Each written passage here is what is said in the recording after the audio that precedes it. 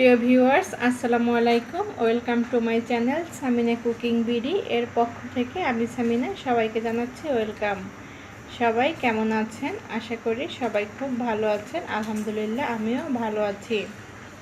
আজকে আপনাদের জন্য নিয়ে এসেছি একটি রুটি রেসিপি, আর এটার ভিতরের পুরটা আমি দুধ এবং চিনির মিশ্রণে তৈরি করেছি।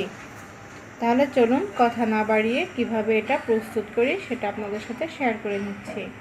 প্রথমেই আমি 1 কাপ পরিমাণে গরম কুসুম পানি দিয়ে দিব। পানিটা আমি হালকা কুসুম গরম করেছি, একটা আঙুল আমি চুবিয়ে রাখতে পারি এরকম। এখন এর মধ্যে দিয়ে দিচ্ছি আমি 1 teaspoon liquid, 1 teaspoon milk powder, এবং এটা আমি ভালো করে এর সাথে মিশিয়ে নিব।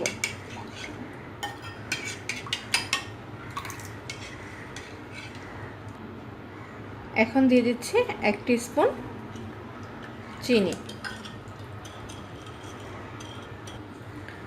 এগুলো আমি ভালো করে মিশিয়ে নিয়েছি। এখন দিয়ে দিচ্ছি 1 টিস্পুন ইস্ট।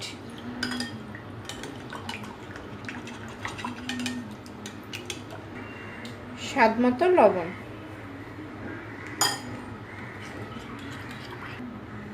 এখন আমি একটা ঢাকনা দিয়ে এটা রেখে দেব 5 মিনিটের জন্য। তাহলে ফিরে আসছে 5 মিনিট পর। ফিরে এলাম 5 মিনিট পর। দেখুন ইস্টগুলো একদম ফুলে গেছে। আমি এখন এভাবে নেড়ে একটু মিশিয়ে দেব।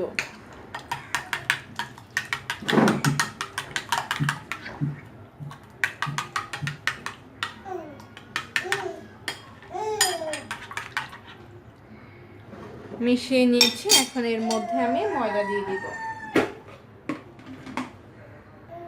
আমি প্রথমে এই কাপের 1 কাপ ময়দা দিয়ে দিচ্ছি, দরকার হলে আরেকটু দিয়ে দিব। এখন আমি এগুলো মিশিয়ে দিচ্ছি।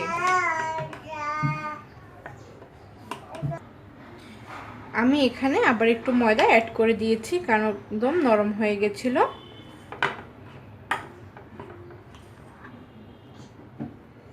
আমি প্রথমত চামচের সাহায্যে করে নিচ্ছি, এরপর আমি হাতের সাহায্যে করে নিব বাকিটা। আমি এখন একটু তেল অ্যাড করে দিচ্ছি।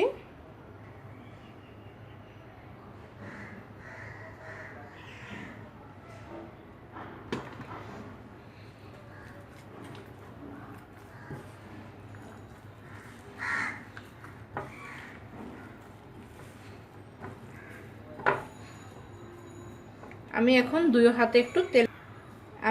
হাত ভালো করে পরিষ্কার করে একটু তেল মাখিয়ে নিচ্ছি, কারণ এটা মথে নিতে আমার 2 হাতই ব্যবহার করতে হবে।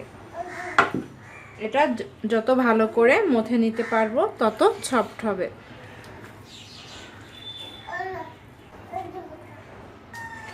আমি এটা 5 থেকে 6 মিনিটের মতো খুব ভালো করে মথে নিয়েছি, এবং এটার নিচে আমি একটু তেল দিয়ে দিয়েছি।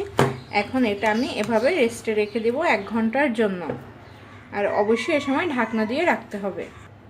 তাহলে ফিরে আসছি 1 ঘন্টা পর। ফিরে এলাম 1 ঘন্টা পরে। দেখুন এটা কতটা ফুলে গেছে এবং এরকম নরম হয়ে গেছে।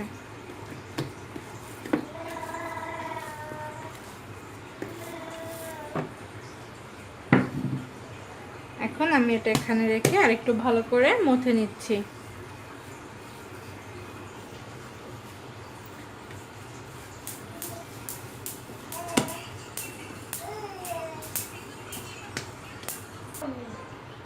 এখন একটা ছুরির সাহায্যে আমি এভাবে ছোট ছোট করে কেটে নিব।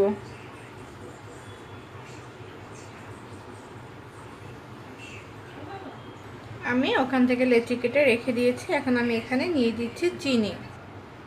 এখন দিয়ে দিব এখানে মিল্ক পাউডার। ভালো করে মিশিয়ে নেব। মিশিয়ে নিয়েছি। এখন এটা আমি সাইড করে রেখে দিচ্ছি।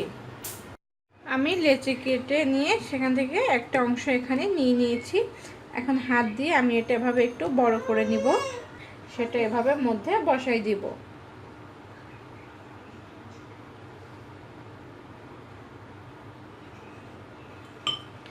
এখন আমি এভাবে চারপাশ দিয়ে এটা এভাবে বটে নিব।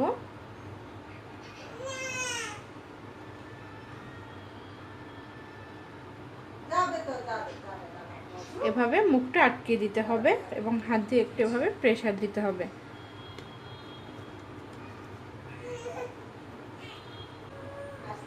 হয়ে গেছে। এখন আমি সবগুলো এভাবে তৈরি করে নিব।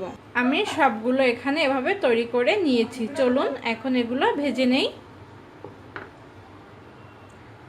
আমি চুলায় একটি প্যান দিয়েছি এবং খুবই অল্প একটু তেল দিয়ে চারপাশে এভাবে ব্রাশ করে নিয়েছি। এখন নাস্তাগুলো এখানে আমি দিয়ে দিব। আমি এখানে এগুলো বসিয়ে দিয়েছি। এখন চুলার আঁচটা মিডিয়াম এবং লোয়ের মাঝামাঝি রেখে এগুলো ভেজে নিব। আমি মাঝখানে উল্টিয়ে দুপাশ এভাবে কালার করে ভেজে নিয়েছি। এখন আমি এগুলো তুলে রেখে দেব।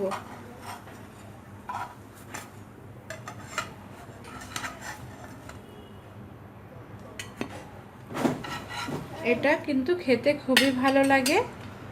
আপনারা অবশ্যই এটা বাসায় একবার ট্রাই করে দেখতে পারেন। আর এগুলো কিন্তু বাচ্চাদের টিফিনের জন্য পারফেক্ট একটি নাস্তার রেসিপি। আমি এখানে সবগুলো তুলে নিয়েছি।